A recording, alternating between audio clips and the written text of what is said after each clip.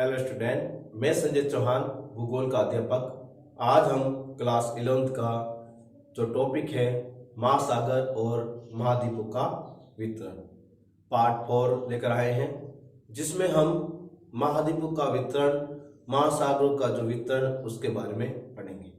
हमने जो पहला वीडियो था उसके अंदर बच्चों देखा कि महाद्वीपीय प्रवाह कैसे होता है, और उसमें महाद्वीपीय प्रवाह के दौरान अल्फ्रेड वेगनर की जो विचारधारा थी कि प्रारंभ के अंदर जो स्थल भाग था एक ही भूखंड था, जिसे एक विशाल महासागर द्वारा घेरा हुआ था, और उन्होंने उस स्थल भाग को पेंजिया कहा तथा महासागर वाले भाग को उन्होंने पैंतालस कहा। फिर उन्होंने वेगनर ने दो बल के बारे में जानकारी दी, एक ध्रुवीय फ्लाइंग बल और एक ज्वारीय बल। लेकिन कालांतर में ज्वारीय बल और ध्रुवीय बल और गुरुत्वाकर्षण बल जो पृथ्वी का जो स्थल भाग था उसको विखंडन करने में बड़ा योगदान दिया। लेकिन आधुनिक जो विचारक है या भूगोलवेता है वो इस बात को कम मानते हैं, लेकिन उनकी विचारधारा के अनुसार ये माना गया था, और उन्होंने स्थल भाग को दो भागों में बांट दिया।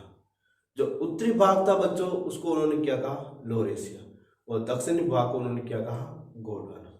इस तरह बच्चों धीरे धीरे स्थल भाग का विभाजन होता गया और 7 मुख्य प्लेट और कुछ लघु प्लेटों का निर्माण हुआ, और इस तरह उन्होंने ध्रुवीय और ज्वारीय बल के बारे में भी जानकारी दी। फिर बच्चों हमने देखा कि सहवन धारा सिद्धांत जो आर्थर ने 1930 के अंदर दिया था, उसके बारे में उन्होंने आर्थर से विचारधारा प्रकट की, और उन्होंने कहा कि जो पृथ्वी के अंदर जो रेडियो एक्टिव तत्व होते हैं उसके कारण ये धारा पैदा होती है, और इसी धारा के कारण ये महाद्वीपों का क्या हुआ बच्चों, विभाजन हुआ। लेकिन आधुनिक जो विचारक है या भूगोलवेता है वो भी इस सहवन धारा सिद्धांत को भी नहीं मानते। फिर हमने महासागर अधिस्थल के विस्तार के बारे में पढ़ा, जिसमें पूरा चुंबकीय तत्व और मानचित्रों के माध्यम से उन्होंने देखा कि मध्य महासागर अधिस्थल के बारे में, और उनकी जानकारी दी कि मध्य महासागर अधिस्थल कैसा है। और हमने देखा बच्चों कि महाद्वीपीय अधिस्थल को कितने भागों में बांटा गया था, और हमने देखा था कि बच्चों महासागरीय सीमा, वितलीय मैदान, ये सभी महासागर अधिस्थल के रूप माने गए, जिसके बारे में हमने विवेचना के साथ उसका वर्णन भी समझा था। आज हम बच्चों एक महत्वपूर्ण टॉपिक लेकर आए हैं जो महासागरीय अधिस्थल का सिद्धांत है, जो हैरी हेस ने उससे समझाया था कि महासागरीय अधिस्थल का विस्तार कैसे हो रहा है, और यदि एक साइड विस्तार हो रहा है तो क्या दूसरी तरफ उसका ह्रास भी हो रहा है या नहीं हो रहा है, उस सब के बारे में हेस ने अपनी जानकारी इस टॉपिक के माध्यम से प्रस्तुत की। तो बच्चों हैरी हेस का जो महासागर अधिस्थल का जो सिद्धांत है उसके बारे में हम अध्ययन करते हैं। देखो बच्चों, महासागरीय अधिस्थल का सिद्धांत, महासागरीय अधिस्थल का जो सिद्धांत क्या कहता है, इसमें पहला बिंदु देखिए, मध्य महासागरीय तटों के दोनों तरफ की चट्टानों के चुंबकीय गुणों के विश्लेषण के आधार पर हेस ने सन 1961 में एक परिकल्पना प्रस्तुत की। देखो बच्चों, हैरी हेस ने एक चुंबकीय गुणों का विश्लेषण किया, और उसके आधार पर उन्होंने जाना कि मध्य महासागरीय तटों के दोनों तरफ किस प्रकार की चट्टानें हैं और किस तरह इनके अंदर जो फैलाव हो रहा है उसके बारे में जानकारी प्रस्तुत की सन 1961 में, और उसकी एक परिकल्पना का नाम से जानी जाती है, जिसे सागरीय अधिस्थल विस्तार के नाम से जाना। और जो हैरी हेस ने 1961 में पूरा चुंबकीय तत्वों के आधार पर मध्य महासागरीय तटों के बारे में जो जानकारी दी उसको हेस ने किस नाम से जाना, सागरीय अधिस्थल का विस्तार। तो बच्चों यहाँ पर क्वेश्चन क्या बना कि हैरी हेस ने महासागरीय अधिस्थल का सिद्धांत कब दिया, 1961 के अंदर। कब दिया बच्चों, 1961 में। और बच्चों महासागरीय अधस्थल सिद्धांत के विचारक कौन है? हैरी हेस। कौन है? हैरी हेस। ये है महासागरीय अधस्थल के सिद्धांत के विचारक। अपन हम सेकंड बिंदु को लेते हैं बच्चों। हेस के तर्कानुसार, हेस के विचारक के अनुसार देखा जाए तो महासागरीय कणकों के शीर्ष पर लगातार ज्वालामुखी उद्भेदन से महासागरीय परपट्टी का विभेदन हुआ। और हेस के अनुसार क्या कहा गया कि महासागरों के अंदर जो कटके हैं, जो पर्वत के रूप में पाई गई हैं, उसके जो शीर्ष है, मतलब उसका चोटी है, वहां पर लगातार क्या हो रही है? ज्वालामुखी विस्फोट। और ज्वालामुखी विस्फोट से निकला हुआ जो लावा है वो समुद्र की तली के अंदर एक नई परपट्टी का क्या कर रहा है? निर्माण कर रहा है। नई परपट्टी का क्या कर रहा है बच्चों? निर्माण कर रहा है। तो आपने एक शब्द देखा है ज्वालामुखी। अब आपसे पूछ ले क्या होती है, तो इसकी सीधी सी परिभाषा है बच्चों, जमीन के अंदर अधिक तापमान बढ़ जाने के कारण चट्टानें पिघलकर द्रवावस्था में हो जाती हैं, फिर मैग्मा के रूप में धरातल के बाहर आती हैं और लावा के रूप में जम जाती हैं। यही प्रक्रिया ज्वालामुखी कहलाती है। अब बच्चों अगले बिंदु की बात करें। नया लावा इस दरार को भरकर महासागरीय परपट्टी के दोनों ओर धकेल देता है। और जब ज्वालामुखी उद्भेदन से होता है तो नया लावा वहां पर इकट्ठा होता रहता है और जो परपट्टी के बीच में जो दरार होती है उसको भरता रहता है और उसको चौड़ा करता रहता है। तो दरार को जब चौड़ा करेगा तो महासागरीय स्थल में भी क्या होगा? विस्तार होगा। इस प्रकार महासागरीय स्थल का भी विस्तार हो रहा है। इसका मतलब है कि महासागर का जो आंतरिक भाग है उसके अंदर भी क्या हो रहा है बच्चों? विस्तार हो रहा है। अगले बिंदु को देखते हैं अपन। महासागरीय परपट्टी की अपेक्षा का नवीनतम होना। महासागरीय परपट्टी ज्वालामुखी विभेदन के कारण, बार बार ज्वालामुखी विभेदन के कारण कैसी है बच्चों? नवीनतम है। कैसी है? नवीनतम है। और उसके साथ ही एक महासागर के विस्तार से दूसरे महासागर न स्वीकारने पर हेस ने महासागरीय परपट्टी का सैपन की बात कही। और आपने एक और बात हैरी हेस ने बहुत अच्छी कही बच्चों कि महासागरीय परपट्टी एकदम तो नहीं है, क्योंकि ज्वालामुखी के बार बार उद्भेदन के कारण बनती है। दूसरी बात उन्होंने क्या कही कि जब एक महासागर का विस्तार हो रहा है तो दूसरा महासागर सिकुड़ नहीं रहा है, बल्कि उसका क्या हो रहा है? सैपन हो रहा है। मतलब एक महासागर बढ़ रहा है तो दूसरा घट नहीं रहा है, बल्कि वैसी की वैसी आकृति बनी हुई है, उसमें कोई ज्यादा परिवर्तन नहीं देखने को मिला। हेस का अगला पॉइंट क्या है? हेस के अनुसार यदि ज्वालामुखी परपट्टी से नई परपट्टी का निर्माण होता है तो दूसरी तरफ महासागरीय घर्तों में इसका विनाश भी होता है। और हेस ने बहुत अच्छी बात कही बच्चों कि ज्वालामुखी विस्फोट से जब लावा बाहर निकलता है तो महासागर के आंतरिक भाग में एक नई प्रॉपर्टी तो बनती है, साथ में जो महासागरों के अंदर पाए जाने वाले जो गर्त होते हैं उनका भी धीरे धीरे विनाश होता है। विनाश होता का मतलब है इन गर्तों की संख्या क्या हो रही है? कम हो रही है। क्यों? क्योंकि ज्वालामुखी से निकलने वाला जो लावा होता है बच्चों वो उन गर्तों में भर जाता है, और गर्तों में भर जाने के कारण बच्चों इनकी संख्या क्या होती जा रही है? कम। और आपको पता ही है कि कुल गर्तों की संख्या कितनी है? 57। सबसे ज्यादा कहां पर है बच्चों? प्रशांत महासागर में। और आपसे और ये पूछ लिया जाए कि प्रशांत महासागर का सबसे बड़ा या सबसे गहरा गर्त कौन सा है, तो बच्चों याद रखना है मैरियाना गर्त। क्या है? मैरियाना गर्त है। और इसकी गहराई पूछे तो 11,033 मीटर, मतलब 11,033 मीटर है। और फिर बाद में अपन हिंद महासागर में पूछ ले कि हिंद महासागर में कौन सा गर्त है, तो इसका गर्त का नाम है बच्चों सुंडा गर्त। क्या नाम है? सुंडा गर्त। ठीक है बच्चों, तो ये है महासागर के अंदर पाए जाने वाले गर्त हैं। अगला जो हमारा टॉपिक है बच्चों वो है प्लेट विवर्तनिकी। क्या है? प्लेट विवर्तनिकी। तो सबसे पहले बच्चों आपको ये बात समझनी है प्लेट क्या है। क्या बात समझती है? प्लेट क्या है? तो प्लेट क्या है उसकी यदि आप परिभाषा देखते हो तो सिंपल सी परिभाषा है बच्चों, धरातल के ऊपर कठोर दृढ़ परत क्या कहलाती है? प्लेट कहलाती है। याद रहना, स्थल भाग पर कठोर दृढ़ परत को क्या कहेंगे बच्चों? प्लेट। क्या कहेंगे? प्लेट। याद रखना, स्थल भाग पर कठोर दृढ़ परत को हम क्या कहते हैं? प्लेट। और इस शब्द का नामकरण किसने किया? यदि पूछ ले प्लेट शब्द का नामकरण,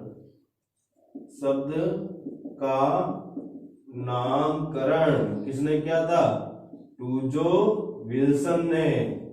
किसने किया था बच्चों? टूजो विल्सन नामक एक भूगोलवेत्ता था जिसने प्लेट शब्द का नामकरण किया था। क्या किया था? प्लेट शब्द का नामकरण। यदि आपसे वो पूछ ले प्लेट विवर्तनिक या प्लेट विवर्तनिकी शब्द या नामकरण किसने दिया, तो सीधा सा उत्तर याद रखना बच्चों, मैकेंजी, पार्कर और मॉर्गन। इन सब ने मिलकर प्लेट विवर्तनिक नामकरण किया। और कब किया बच्चों? 1961 में। कब किया बच्चों? 1961 में। याद रखना बच्चों, प्लेट स्थल भाग का दृढ़ कठोर परत होती है। प्लेट शब्द का नामकरण कब किसने किया? प्लेट शब्द का नामकरण टूजो विल्सन ने किया। और प्लेट विवर्तनिक मैकेंजी, पार्कर और मॉर्गन ने 1961 में किया। यदि पूछ ले बच्चों प्लेट विवर्तनिक सिद्धांत, प्लेट विवर्तनिकी सिद्धांत किसने दिया, तो याद रखना बच्चों, हैरी हेस ने दिया था। किसने दिया था? हैरी हेस। ठीक है। प्लेट विवर्तनिक सिद्धांत। और महाद्वीपीय विस्थापन सिद्धांत अल्फ्रेड वेगनर ने। किसने दिया बच्चों? अल्फ्रेड वेगनर ने महाद्वीपीय विस्थापन सिद्धांत दिया था 1912 के अंदर। अब अपन देखते हैं बच्चों इस टॉपिक को सन 1967 में। सॉरी, यहाँ पे मैंने 61 लिखा, गलती हो गई, या 1967 होगा। सन 1967 में मैकेंजी, पार्कर और मॉर्गन ने स्वतंत्र रूप से उपलब्ध विचारों को सम्मिलित कर एक अवधारणा प्रस्तुत की जिसे प्लेट विवर्तनिकी कहा गया। और सन 1967 में कौन कौन से व्यक्ति थे? मैकेंजी, पार्कर और मॉर्गन। इन सब ने मिलकर एक अपने स्वतंत्र मतलब अपनी खुद की एक विचारधारा दी जिसे उन्होंने क्या कहा? प्लेट विवर्तनिकी। क्या कहा? प्लेट विवर्तनिकी। अब अपन नेक्स्ट बिंदु को लेते हैं। प्लेट विवर्तनिक ठोस चट्टानों का विशाल व अनियमित आकार का खंड है। यदि आपको पूछ ले प्लेट क्या है या प्लेट की परिभाषा क्या है, तो प्लेट क्या है या प्लेट की परिभाषा पूछे तो प्लेट विवर्तनिक ठोस चट्टानों का एक विशाल व अनियमित आकार का खंड है जो महाद्वीपों व महासागर स्थलमंडलों से मिलकर बना होता है। और वो चाहे महासागरीय प्लेट भी हो सकती है और महाद्वीपीय प्लेट भी हो सकती है, या फिर महाद्वीप और महासागर दोनों प्लेटों से मिलकर बनी भी हो सकती है। तो ये हुई परिभाषा। प्लेट विवर्तनिक ठोस चट्टानों का एक विशाल व अनियमित आकार का खंड है जो महाद्वीप और महासागरीय स्थलमंडलों से मिलकर बना है। सेकेंड बिंदु लगता है ये प्लेट दुर्बलता मंडल पर एक दृढ़ इकाई के रूप में क्षैतिज अवस्था में चलमान है। देखो ये प्लेटें गति कहां से करती हैं? दुर्बलता मंडल से। किस अवस्था में करती हैं? क्षैतिज अवस्था में, ना कि ऊर्ध्वाधर अवस्था में। क्षैतिज रूप से ये गति कौन से मंडल से करती है? दुर्बलता मंडल में। हमने पिछला वीडियो पढ़ा था चैप्टर नंबर 3, हमने देखा था कि पृथ्वी की आंतरिक संरचना कितने भागों में बटी हुई है, और उसमें हमने देखा था भूपर्पट्टी और मेटल के बीच में एक परत पाई गई, उसे हमने क्या कहा? दुर्बलता मंडल, जिसकी मोटाई कितनी पड़ी थी हमने? 400 किलोमीटर। और यहाँ से ही ज्वालामुखी से निकलने वाला पदार्थ बाहर आता है। अगला बिंदु लेते हैं बच्चों, स्थल मंडल में भूपर्पट्टी और मेटल को सम्मिलित किया जाता। और हमने पहले भी पढ़ा था पृथ्वी की आंतरिक संरचना में तो स्थल मंडल का कौन कौन सी प्रॉपर्टी आती है? बुपर-पट्टी और मेटल। और आपको पता ही है, मैंने पिछले वीडियो में बताया भी है, बुपर-पट्टी के अंदर सिलिकॉन प्लस एल्यूमिनियम खनिज पाए जाते हैं और मेटल के अंदर सिलिकॉन प्लस मैग्नीशियम के तत्व पाए जाते हैं। और इनका घनत्व भी क्या होता है बच्चों, अलग अलग होता है। जिसकी मोटाई महासागरों में 5 से 100 किलोमीटर। देखो स्थल मंडल की जो मोटाई है वो महासागरों में कितनी होती है, 5 से 100 किलोमीटर के बीच। 5 से 100 किलोमीटर के बीच में स्थल मंडल की मोटाई महासागरों में होती है। और महाद्वीपीय भाग में लगभग कितने किलोमीटर होती है, 200 किलोमीटर। अर्थात महाद्वीपीय भाग और महासागरीय भाग, इन दोनों के अंदर बच्चों मोटाइयों में क्या है, अंतर है। हमने देखा भी है कि 5 से 100 किलोमीटर किसकी है, महासागरीय भाग की, और 200 किलोमीटर किसकी है, महाद्वीपीय भाग। इसका मतलब महाद्वीप और महासागरीय स्थल मंडल मोटाई अलग अलग है। अगला बिंदु लेते हैं बच्चों, एक प्लेट को महाद्वीपीय और महासागरीय प्लेट भी कहा जाता है। देखो एक प्लेट महाद्वीपीय प्लेट कहलाई जा सकती है, दूसरी महासागरीय प्लेट भी कहा जा सकती है, और या फिर महासागरीय महाद्वीपीय प्लेट भी कहा जा सकता है। लेकिन इस बात पर निर्भर करता है कि उनमें अधिकतर भाग कैसा है, स्थल या महाद्वीप का है या महासागर या जल का है। इस बात पर निर्भर करता है कि उस प्लेट का अधिकतर भाग महासागर अथवा महाद्वीपों से संबद्ध है, मतलब या फिर महाद्वीपों से जुड़ा हुआ अधिकतर भाग या फिर महासागर से जुड़ा हुआ है। जैसे पाषाण प्लेट कौन सा क्षेत्र में आता है सबसे ज्यादा, महासागर में, इसलिए इसे क्या कहा गया, महासागरीय प्लेट। यूरेशियन प्लेट किसका भाग अधिक है, महाद्वीप का, इसलिए इसे क्या कहा गया, महाद्वीपीय प्लेट। याद रखना बच्चों। और हमारी एक अफ्रीकन प्लेट है जिसे महासागरीय महाद्वीपीय प्लेट के नाम से जानते हैं। देखो अफ्रीकन जो प्लेट है वो किस नाम से जानते हैं बच्चों, महाद्वीपीय महासागरीय प्लेट के नाम से जानते हैं, जिसमें महाद्वीप और महासागर दोनों के भाग पाए गए हैं।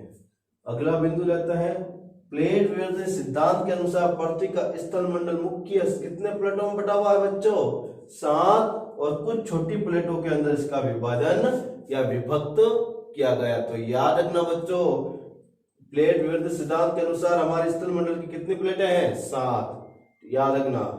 अगला बिंदु, नवीन वलित पर्वत श्रेणियां खाइया भ्रंश और इन्हीं प्लेटों को सीमांकित करते, और इन प्लेटों को अलग करने के लिए इनका प्रयोग होता है, वलित पर्वत श्रेणियों का, खाइयों का और भ्रंश दरारों का। इन सब के माध्यम से ही इन प्लेटों को अलग अलग रूप में पढ़ा या बताया जाता है। तो याद रखना, प्लेटों को सीमांकित करने वाले तत्व हैं वलित पर्वत श्रेणियां, खाइया और भ्रंश। याद रखना बच्चों। अब हमारा जो टॉपिक है वो है मुख्य प्लेटें। टोटल हमारी मुख्य प्लेट कितनी पढ़ी हमने, 7। कितनी है बच्चों, 7 जो मुख्य प्लेट है उसके बारे में देखते हैं। सबसे पहली प्लेट अंटार्कटिक प्लेट। अंटार्कटिक महाद्वीप कहां पर है, यहाँ पर अंटार्कटिक प्लेट, ये महासागर है अंटार्कटिक प्लेट। और इसमें देखो जिसमें अंटार्कटिक से गिरा हुआ महासागर शामिल किया, और जब बर्फ से गिरा हुआ जो अंटार्कटिक जो दक्षिणी ध्रुव का है जो महासागर है उसको अधिकतर साथ में जोड़ा गया है। दूसरा उत्तरी अमेरिकन प्लेट, ये है हमारी कौन सी, उत्तरी अमेरिकन प्लेट। ये कौन सी प्लेट हुई बच्चों, हमारी उत्तरी अमेरिकन प्लेट, जिसमें पश्चिमी अंध महासागरीय तल, ये हमारा जो भाग है, ये जो मैं ब्लैक ब्लैक डार्किंग में ले रहा हूं, ये कौन सा है, पश्चिमी अंध महासागरीय तल। ये पश्चिमी अंध महासागरीय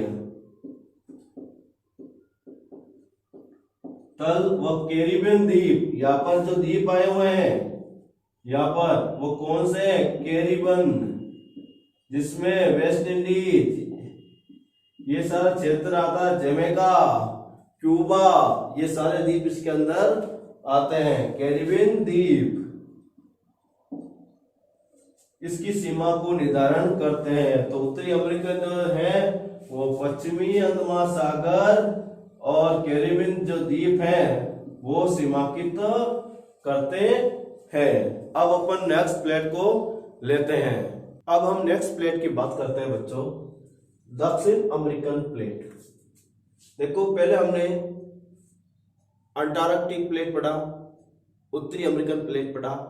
अब हमारी तीसरी प्लेट कौन सी बच्चों? दक्षिणी अमेरिकन प्लेट।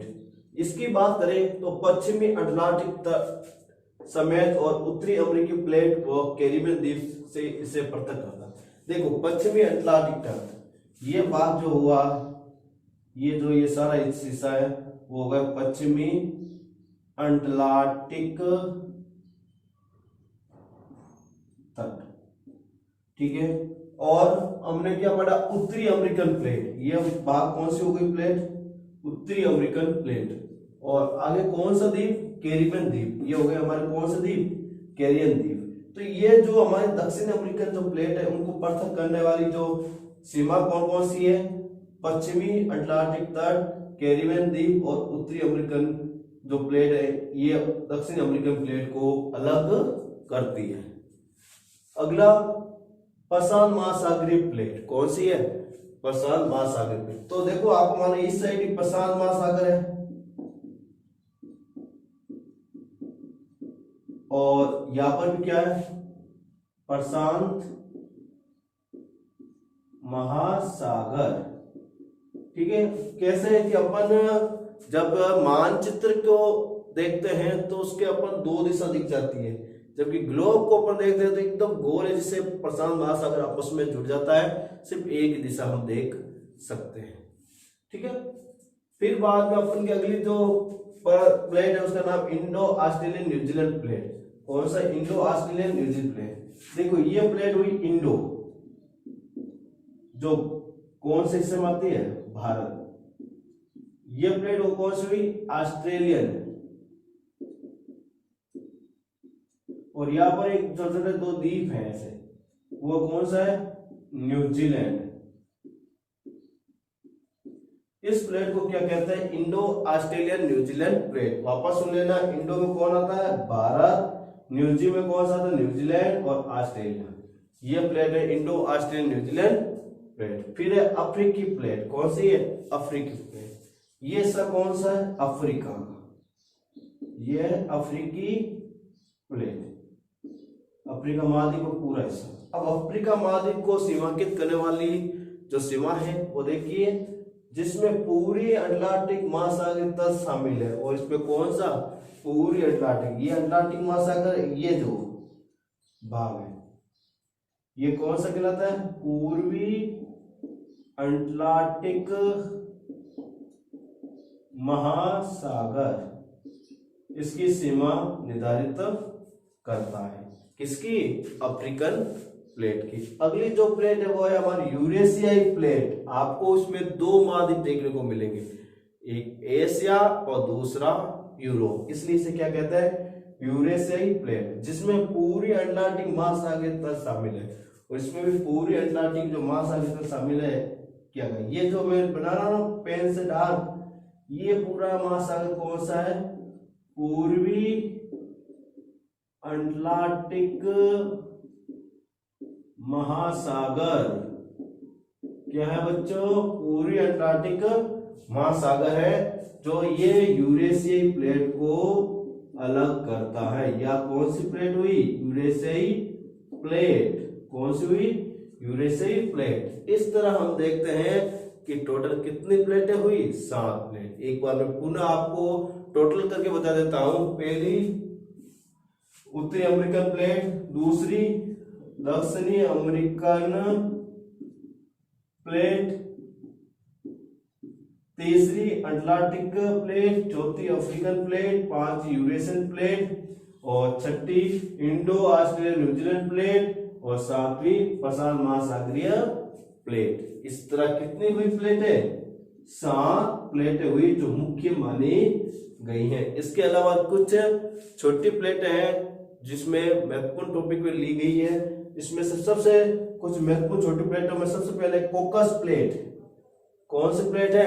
कोकस प्लेट, जो कहां पर? ये प्लेट मध्यवर्ती अमेरिका और प्रशांत महासागर प्लेट के बीच में, देखो ये है मध्यवर्ती अमेरिका, यह हिस्सा, इस यहाँ पर कोकस प्लेट है, यहाँ पर कौन सी प्लेट है, कोकस प्लेट, जो मध्यवर्ती अमेरिका और प्रशांत महासागर जो अपन ऐसा बनाते हैं तो उसके बीच के अंदर आई हुई प्लेट कौन सी हुई, कोकस प्लेट। कौन सी प्लेट हुई बच्चों, कोकस प्लेट यहाँ पर स्थित है। फिर बाद में अपने अगली प्लेट है नजका प्लेट, यह दक्षिणी अमेरिका और प्रशांत महासागर प्लेट के बीच में है। नजका कहां पर है, दक्षिणी अमेरिका, ये हुआ हमारे दक्षिणी अमेरिका और ये प्रशांत महासागर। तो यहाँ पर कौन सी प्लेट हुई, नजका प्लेट। कौन सी हुई, नजका प्लेट, जो दक्षिणी अमेरिका प्लेट और प्रशांत महासागर के बीच में स्थित है। तो ये हो गई हमारी कोकस प्लेट और ये हो गई हमारी नजका प्लेट। अगली प्लेट है अरेबियन प्लेट, इसमें अधिकतर जो भाग है वो अरब प्रायद्वीप का भूभाग सम्मिलित है। और अरेबियन प्लेट में बच्चों अधिकतर किसका भाग आया हुआ है, अरब का। तो यहाँ पर है हमारा अरब प्रदेश, ये है अरब प्रदेश। तो यहाँ पर कौन सी हुई plate, Arabian plate, Arabian plate. ठीक है बच्चों, यहाँ पर हो गई हमारी अरेबियन प्लेट। फिर हमारी जो अगली प्लेट का नाम है फिलीपींस प्लेट, यहाँ पर आया हुआ अपन के फिलीपींस, यहाँ पर हो जाएगा फिलीपीन प्लेट। ठीक है बच्चों, यहाँ पर हो गया फिलीपीन प्लेट। ये एशिया महाद्वीप और प्रशांत महासागर प्लेट के बीच में, देखो ये हो गया एशिया महाद्वीप और ये हो गया ये हो गया एशिया महाद्वीप और ये हो गया प्रशांत महासागर, इनके बीच में स्थित है। फिर एक कैरोलिन प्लेट, ये न्यू गिनी के उत्तर में फिलीपीन और इंडियन प्लेट के बीच में है। देखो यहाँ पर है ये प्लेट, यहाँ पर कौन सी, कैरोलिन प्लेट, यहाँ लिख रहा हूं मैं। ठीक है बच्चों, कैरोलिन प्लेट, जो इंडियन प्लेट और हमारी जो न्यू गिनी जो के उत्तर में स्थित जो फिलीपीन प्लेट है उसके बीच में ये हमारी कैरोलिन प्लेट है। कौन सी प्लेट है बच्चों, कैरोलिन प्लेट। फिर अंतिम हमारी जो प्लेट है वो है फ्यूजी प्लेट। कौन सी है, फ्यूजी। ये प्लेट ऑस्ट्रेलिया के उत्तर पूर्व में स्थित है, ये ऑस्ट्रेलिया है, ये भाग यहाँ पर उत्तर पूर्व। यहाँ पर कौन सी प्लेट हुई, फ्यूजी प्लेट। कौन सी हुई, फ्यूजी प्लेट। तो इस तरह बच्चों आपने देखा कि कुछ महत्वपूर्ण बड़ी प्लेट है, कुछ छोटी प्लेट है। मैं एक बार पुनः रिपीट कर देता हूं बच्चों। सबसे पहले अंटार्कटिक प्लेट, जिसमें अंटार्कटिक महासागर का अधिकतर भाग है। दूसरा उत्तरी अमेरिकन प्लेट, उत्तरी अमेरिकन प्लेट को सीमांकित करने के लिए पश्चिमी अंत महासागर और कैरिबियन द्वीप स्थित है। फिर अपना अगली प्लेट है दक्षिणी अमेरिकन प्लेट। दक्षिणी अमेरिकन प्लेट को सीमांकित करने के लिए पश्चिमी अटलांटिक तट, कैरिबियन द्वीप और उत्तरी अमेरिकन प्लेट है।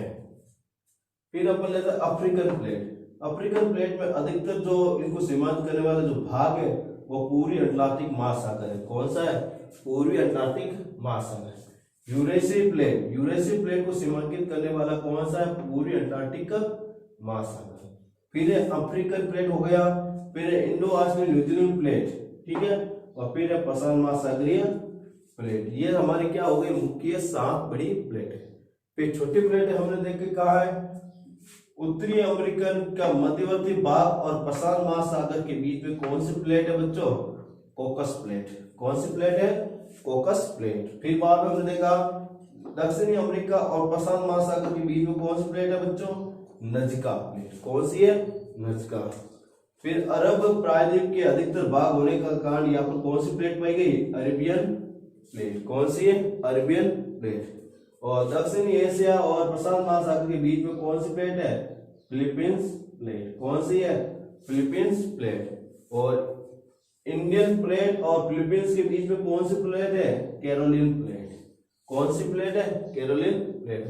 ऑस्ट्रेलिया के उत्तर पूर्व में कौन सी प्लेट है, फ्यूजी प्लेट। इस तरह बच्चों हमने इस टॉपिक के अंदर जो हमारी महत्वपूर्ण जो प्लेटें हैं कहाँ स्थित हैं हमने मानचित्र कौशल के माध्यम से समझा, साथ में उनको सीमांकित करने वाले क्षेत्र को भी दर्शाए और उसके बारे में जानकारी भी दी। और इस वीडियो के माध्यम से आपको पता चल गया होगा कि हमारी जो धरातल है वो कितने प्लेटों में बटा हुआ है और कितनी छोटी जो प्लेटें हैं जो आपके एग्जाम के अंदर अति महत्वपूर्ण मानी जाती हैं। थैंक यू, धन्यवाद।